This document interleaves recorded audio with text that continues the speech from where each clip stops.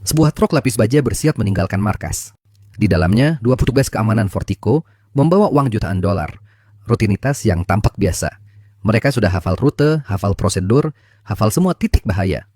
Namun hari itu, satu hal kecil keluar dari pola. Sebuah truk semen berhenti mendadak di depan mereka. Tanpa aba-aba, situasi berubah. Senyap sesaat, lalu suara pintu terbuka.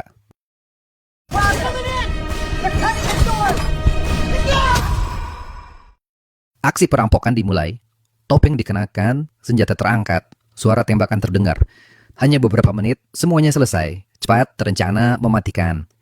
2 petugas dan 1 warga sipil tewas. Para perampok menghilang sebelum suara polisi terdengar. Tak ada jejak pasti, sementara tubuh-tubuh bergeletak tak bernyawa. 3 bulan berlalu.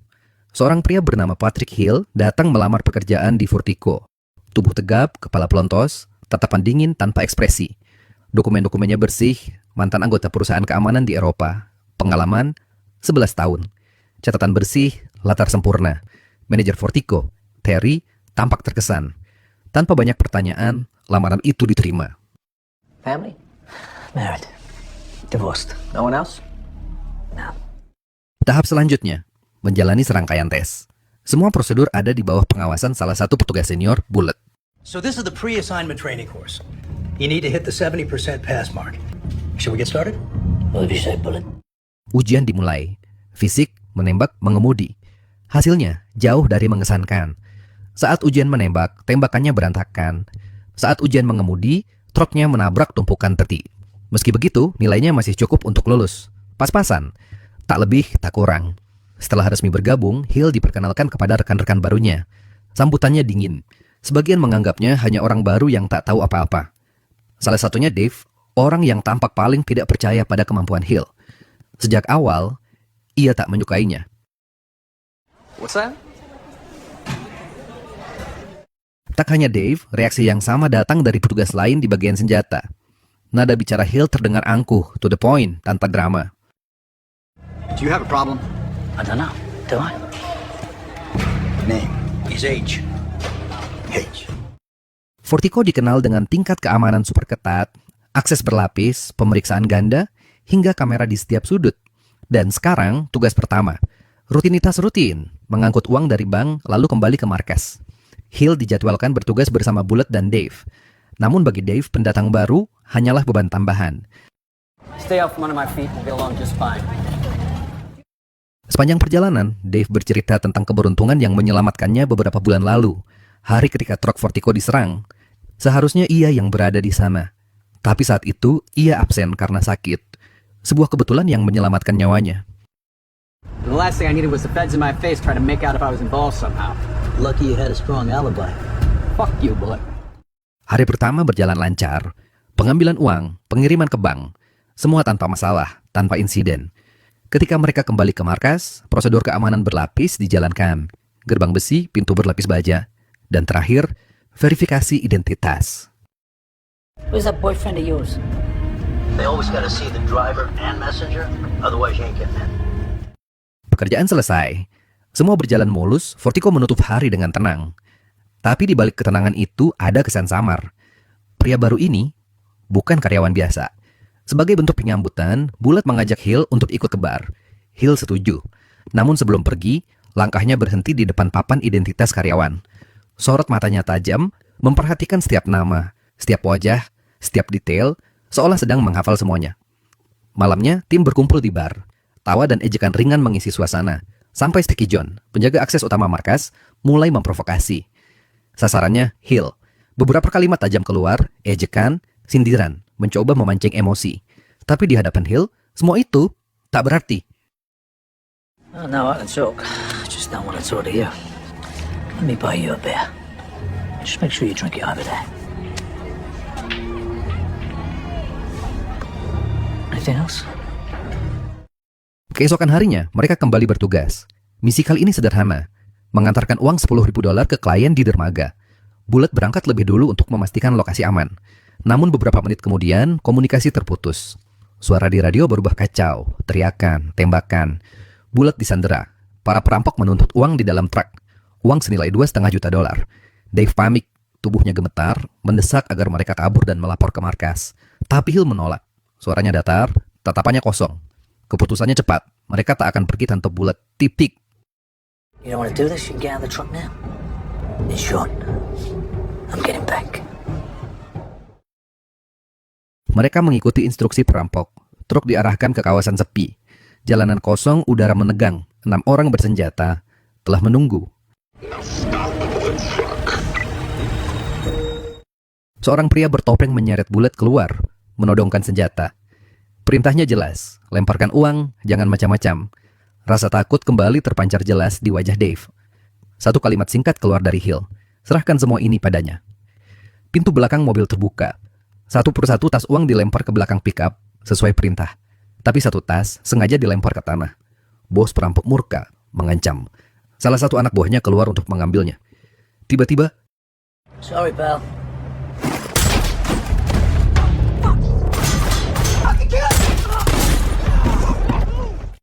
dalam hitungan detik, situasi berubah total. Tubuh-tubuh berjatuhan, tak ada ragu, tak ada jeda. Satu tembakan, lalu 2, lalu 3. Hanya satu perampok yang berhasil kabur. Tanpa menunggu, Hill mengejarnya. Sementara Dave bingung.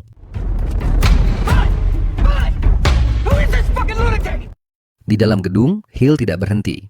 Dalam waktu singkat, perampok terakhir terpojok. Ia mendekat, menuntut jawaban. Siapa dalang di balik semua ini? Namun bukan jawaban yang datang, melainkan hinaan. I said suck my fucking dick. Suck your own dick. Ketika semuanya usai, hanya keheningan yang tersisa. Dave dan Bullet tak mampu bicara. Wajah mereka pucat, antara kaget dan takut. Siapa sebenarnya pria ini? Patrick Hill, pria tanpa banyak kata, tapi jelas, bukan orang biasa. Beberapa jam kemudian, Hill bersama 2 rekannya dibawa ke ruang interogasi. 2 agen FBI menanyai mereka satu persatu. Tapi pusat perhatian mereka jelas, Patrick Hill. Bagaimana pria ini bisa menembak mati 6 orang bersenjata tanpa satu luka pun di tubuhnya? Hasil tes awal menunjukkan kemampuan menembaknya biasa saja. Tapi yang terjadi di lapangan, sesuatu yang jauh dari normal. Hill hanya menjawab singkat, semuanya kebetulan. Kebetulan yang terlalu sempurna untuk dipercaya. Para agen kemudian memperlihatkan rekaman perampokan beberapa bulan lalu. 3 korban tewas, 1 pelaku dengan wajah buram. Mereka ingin tahu, apakah Hill mengenali salah satu wajah di rekaman itu. Hill menatap layar lama, nyaris tanpa kedip. Tatapannya membeku, rahangnya menegang, seolah menahan sesuatu. Namun akhirnya, jawabannya tetap sama. Ia tak mengenali siapapun. Any connection, Mr. Hill? You sure? I'm sure. Usai interogasi, manajer Vertigo menyarankan Hill untuk mengambil cuti. Alasannya sederhana, evaluasi mental setelah insiden yang terjadi. Tapi Hill menolak. Tak ada tanda trauma, tak ada tanda emosi. Ia hanya ingin kembali bekerja. Keputusan itu bahkan mendapat dukungan dari pemilik Vertigo, yang justru memuji keberaniannya. Di atas kertas, Hill kini menjadi pegawai teladan.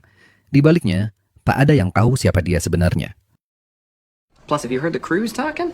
They're inspired. So don't punish him. Promote him. Sementara itu, 2 agen FBI tadi melapor pada atasan mereka, Agen King. Mereka yakin Hill adalah pria yang sudah mereka buru selama lebih dari 2 dekade. Seseorang dengan masa lalu yang kelam. Namun King tak terkejut, itu sudah jelas. Alih-alih memerintahkan penangkapan, sang atasan hanya memberi perintah singkat. Biarkan dia di sana. Kita sudah tahu alasannya. Now listen to me very carefully. As far as you're concerned, he's just a regular guy doing a good job. Do we understand each other? Malam itu, seorang wanita datang ke apartemen Hill. Sebuah berkas diberikan, data seluruh petugas Vertigo, catatan pribadi, riwayat kerja, bahkan laporan autopsi dari korban perampokan 3 bulan lalu. Hill membukanya satu persatu. Matanya tajam, mencari sesuatu, seseorang. 3 bulan berlalu. Hill dan Bullet kembali menjalankan tugas rutin, pengangkutan uang. Perjalanan tampak biasa hingga truk mereka diserang.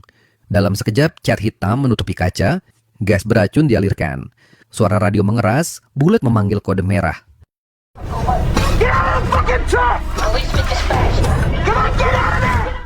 Bullet tersungkur di tanah.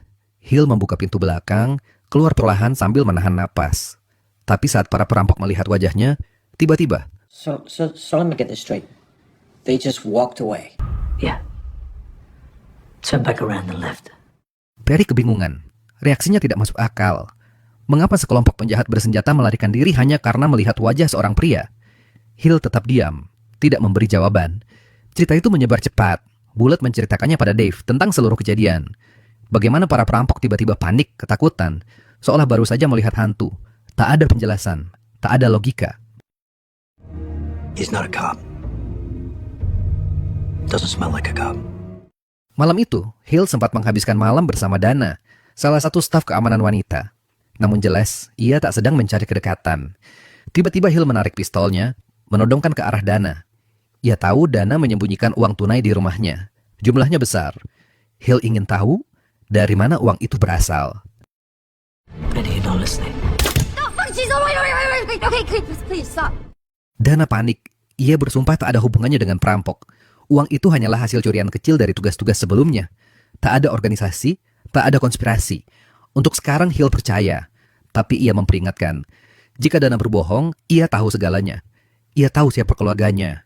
Ia tahu alamat orang tuanya. I know you love.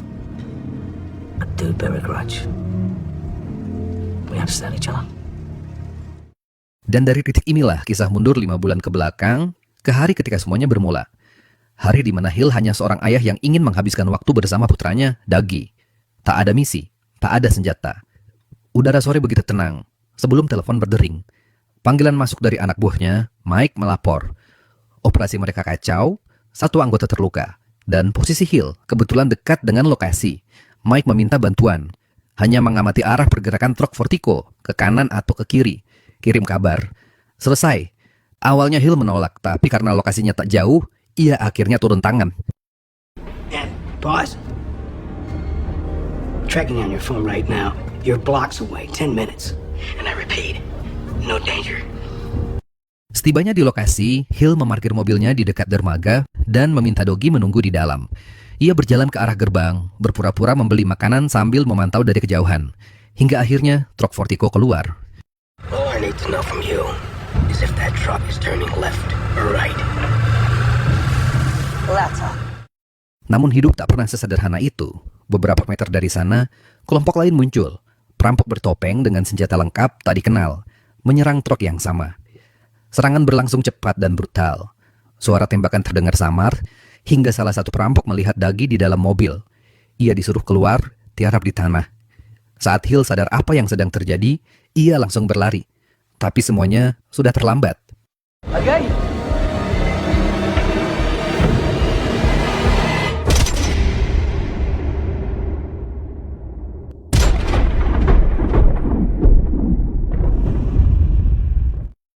3 minggu berlalu. Hill akhirnya terbangun dari koma, lemah, penuh luka, kehilangan arah. Tubuhnya mungkin selamat, tapi jiwanya tidak. Saat kesadarannya pulih, kenyataan pahit menunggunya. Dougie, putra semata wayangnya, telah tewas. Dunia yang ia kenal runtuh seketika. Rasa bersalah berubah menjadi hantaman berulang, terutama ketika mantan istrinya datang, menuduhnya sebagai penyebab kematian anak mereka sendiri. Kata-kata itu menembus lebih tajam dari peluru, hanya meninggalkan satu hal yang tersisa, dendam. You killed our son. And still you have nothing to say. You are a cold cunt. Dalam kesunyian batin, Hill mulai bergerak. Langkah pertama, menemui agen King, seorang pejabat federal sekaligus rekan bisnis gelapnya. Dari agen itu, Hill mengetahui penyelidikan polisi belum menemukan apapun. Tak ada tersangka, tak ada petunjuk. Sebagai gantinya, sang agen memberikan sesuatu. Daftar nama-nama kriminal yang mungkin terlibat. You didn't have them to live. I don't miss anyone that your boys have buried so far. Then you gotta let me do this my way. If their names are on that list, you can do your worst. The floor is yours. Dari situlah perburuan dimulai. Tanpa menunggu, Hill mengumpulkan bawahannya. Rasa bersalah mereka atas kematian Dougie membuat mereka tunduk tanpa banyak tanya. Perintah Hill sederhana, bumi hangus tanpa kompromi. Tubuh-tubuh berguguran. Satu demi satu nama dalam daftar dicoret. Setiap kelompok kriminal di kota diburu, setiap nama diinterogasi, setiap petunjuk diikuti sampai tak bersisa. Mereka mencari siapapun yang berani menyentuh Dougie, siapapun yang tahu sedikit saja. Dan jika tak ada jawaban, hanya ada satu hasil. Kematian. I need to know who pulled the trigger. I need a face. I want a name.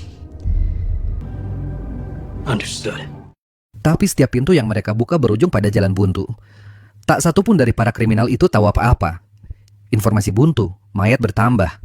Hingga akhirnya Mike mencoba berbicara, menyarankan agar operasi dihentikan. Ia memperingatkan langkah Hill sudah terlalu jauh, bisa berbalik menjadi ancaman.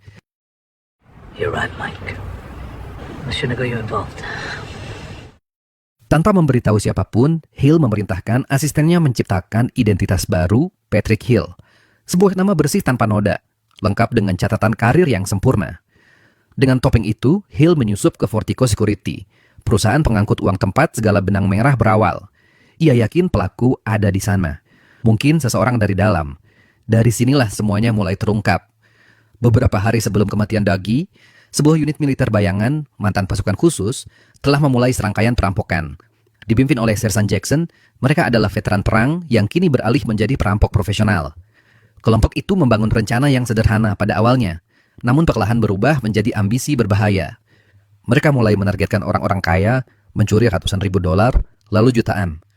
Uang mengalir deras dan bersamanya datang keserakahan. Di antara mereka, Jan adalah anggota yang paling ambisius, tak sabar, berbahaya. Some name right here. You trying to say something, John? Fuck off, Jan. Tapi uang muda selalu membawa rasa lapar yang lebih besar. Dari situlah lahir langkah nekat. Mereka memutuskan untuk naik kelas, menyerang langsung truk-truk pengangkut uang. Dengan satu orang dalam sebagai kunci. Mereka tahu jadwal, tahu rute, pembagian hasil, jauh lebih besar. Who is this inside man? You don't need to know. Hari ulang tahun Jackson berubah menjadi rapat bayangan.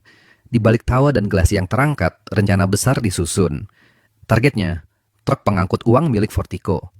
Nilai muatan, 6 juta dolar. Informasi datang dari orang dalam, memberi mereka akses data, waktu, dan celah. 6 minggu berikutnya dihabiskan untuk perencanaan dan latihan. Setiap langkah dipetakan, setiap penyamaran diuji. Tak ada ruang untuk kesalahan. Ketika hari eksekusi tiba, mereka berangkat tanpa keraguan. Tim telah menempati posisinya masing-masing, menyamar sebagai pekerja konstruksi. Namun di luar kendali mereka, sebuah mobil berhenti. Di dalamnya, Hill bersama putranya, Dougie. Can it be a problem? I don't think so. Semula, semua berjalan sesuai naskah. Truk berhenti, peran dimainkan, uang dipindahkan. Hingga satu kesalahan kecil mengubah segalanya. Salah satu penjaga mencoba melawan. Dalam sekejap, Jan, anggota paling ambisius di antara mereka, panik. Pelatuk ditarik, peluru melesat, 2 penjaga tewas. Lalu satu anak muda yang ketakutan, Dougie. Number one, you shot a fucking kid! You shot a fucking kid! Run! Incoming on the right! Take the legs! What the fuck did you just do? Waktu berputar kembali ke masa kini, Hill yang kini hidup dengan identitas palsu di Fortico, terus menunggu. Sementara di tempat lain, Sersan Jackson mengumpulkan kelompoknya. Ia menyampaikan satu misi terakhir, jauh lebih besar, jauh lebih beresiko. Targetnya, markas utama Fortico. Waktu pelaksanaan, Black Friday, ketika 150 juta dolar berputar dalam satu hari. Jackson tahu resikonya tinggi, tapi ia juga tahu satu hal. Ada orang dalam yang siap membuka jalan. We do this right, we'll never have to work again. Neither will our kids. How much? North of 150 million. Hari yang ditunggu tiba. Fortico bersiap dengan keamanan berlapis. Di bawah koordinasi Terry, mereka bersiap mengangkut uang dari berbagai bank di kota. Operasi ini tampak seperti hari-hari biasanya, tapi tak ada yang tahu, sistem pertahanan telah disusupi dari dalam. Dalam perjalanan kembali ke markas, Bullet akhirnya membuka kedoknya. Dialah orang dalam. Orang yang membantu kelompok perampok beberapa bulan lalu. Kelompok yang menewaskan Dougie. Hari itu, pengkhianatannya mencapai puncaknya. Ia memberitahu, serangan akan terjadi hari ini, tepat di markas Fortico. Bullet menyarankan Hill untuk tidak melawan, jika masih ingin hidup. What's in it for me? Your life. Do we have a deal? Yeah. Tak lama, truk berhenti di sebuah bangunan kosong di pinggiran kota. Kamera truk dimatikan. Di sana, kelompok Jackson telah menunggu. Berpakaian hitam, bersenjata lengkap, tubuh mereka terbungkus rompi anti peluru. Segalanya terencana dengan sempurna. Bagi kelompok mereka, hanya ada satu ancaman kecil, Hill. Hey, handsome. Today is not the day to be a hero. There will be no other warnings. Am I clear? Truk kemudian bergerak kembali menuju markas. Hill diam-diam menerima peran yang dipaksakan, tampak sebagai tawanan. Eksekusi tahap awal berjalan rapi, mobil yang membawa beberapa anggota Jackson melewati pengecekan, memasuki markas tanpa masalah. Dari luar, semua tampak berjalan rapi sesuai naskah. Dari dalam, ketegangan menunggu pemicu yang akan meledakkan semuanya. Begitu truk memasuki gedung, operasi dimulai. Para perampok keluar dari kendaraan bersenjata penuh, meneriakkan perintah, sebuah ancaman. You wanna be a hero today? I'll put you on the front page of every fucking newspaper in America. Try me. Dalam hitungan detik, area depot dikuasai. Penjaga ditahan, senjata disita, situasi terkunci. Mereka bahkan menciptakan sebuah drama. Senjata diarahkan di kepala Bullet. Tujuan mereka jelas, membuka pintu baja menuju berangkas utama. Tapi tak semua berjalan sesuai naskah. Petugas berangkas memilih melawan. Alarm menyala. Bob, open the gate or they're gonna fucking kill me! Bullet, get down! Dalam sekejap, baku tembak terjadi. Peluru menghantam dinding, kaca pecah. Salah satu perampok menempelkan bahan peledak di pintu berangkas. Ledakan keras mengguncang ruangan. Pintu yang kokoh itu akhirnya roboh.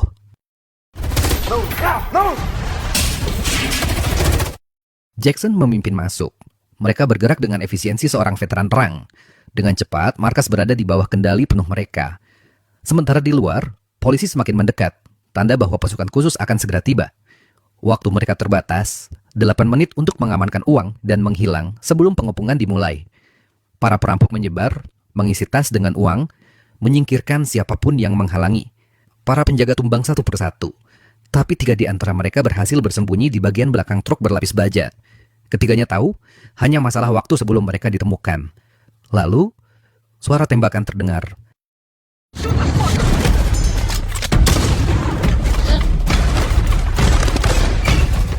Di tengah kekacauan, Hill berhasil menumbangkan satu penjaga. Ia segera memotong ikatannya, lalu melepaskan Terry dan Dave. Dengan cepat, Hill merebut rompi anti peluru milik salah satu perampok, menjelma menjadi bayangan di antara mereka sendiri. Dalam keheningan di antara suara tembakan, Hill bertransformasi menjadi sesuatu yang lain. Ia bukan lagi korban, tapi pemburu.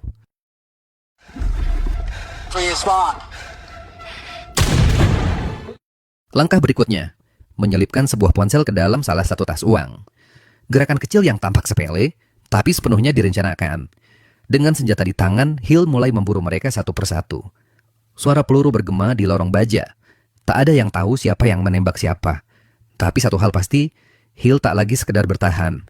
Ia membalas.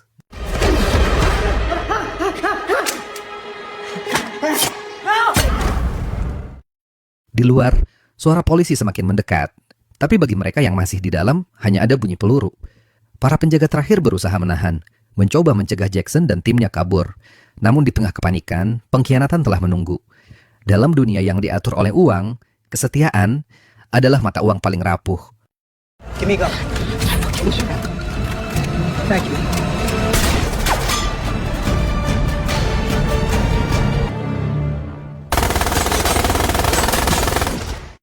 Hill tersungkur. Tubuhnya roboh diterjang peluru. Sasaran berikutnya, Dave. Dengan langkah tenang, Bullet mendekat. Satu panggilan, satu tembakan. Keheningan pun kembali, menyisakan hanya 3 orang yang masih hidup. Jackson, Jan, dan Bullet. Mereka bergerak cepat, mengangkut uang, mengeksekusi tahap terakhir dari rencana. Dengan mobil baja Vertigo yang mereka rampas, ketiganya menembus barikade polisi, meluncur menuju gedung persembunyian yang sunyi, tempat yang sudah disiapkan jauh hari sebelumnya. Di sana, tas uang dipindahkan. Jackson yang terluka semakin lemah, nyaris tak bisa berdiri. Beberapa hari sebelumnya, mereka sempat membuat perjanjian. Jika hanya satu yang selamat, orang itu harus membagi hasil rampokan dan menjaga keluarga rekan-rekannya. Tapi Jackson tahu, ada satu orang yang tak bisa dipercaya menjaga siapapun, Jan. Maka, tangannya perlahan meraih senjata. Niatnya jelas, mengakhiri semuanya sebelum dikhianati. I gotta need that. Oh, sorry.